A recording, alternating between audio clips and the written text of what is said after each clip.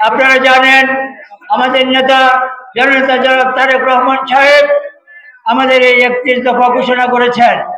আপনারা জানেন জিয়া পরিবার কি পরিমাণ নির্যাতিত হয়েছে। আমরা দেখেছি এই দেশে মানুষের বাক স্বাধীনতা ছিল না। এই দেশে আমাদের নেত্রী সংসদীয় গণতন্ত্র প্রথা চালু করেছেন।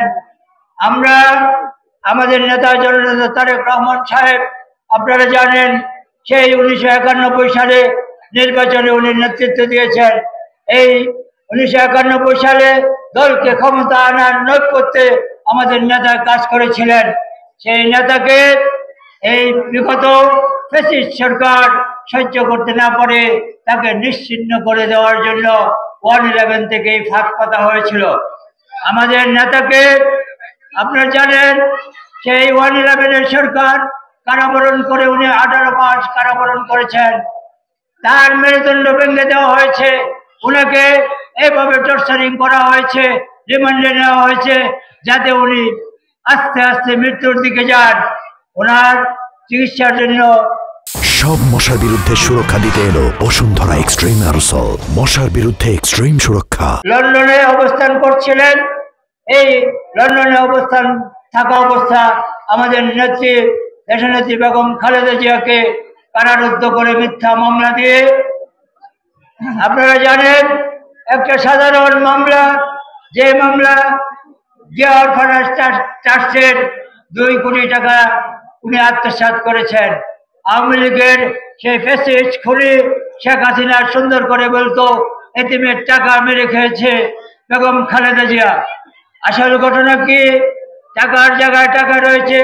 2 কোটি টাকা আজকে 8 কোটি টাকাতে রূপান্তরিত হয়েছে। 2 টাকাও ওখান থেকে তসরিফ করে নাই। তারপরে আমাদের প্রিয় নেত্রী দেশনেত্রী বেগম খালেদা জিয়াকে তারা চক্রান্ত করে তারা বেগম জিয়াকে মৃত্যুর মুখে ঠেলে দেওয়ার জন্য কারারুদ্ধ করে। আমাদের নেতা কি পরিমাণ দূরদর্শিতা রাখেন আপনারা একটু খেয়াল করবেন।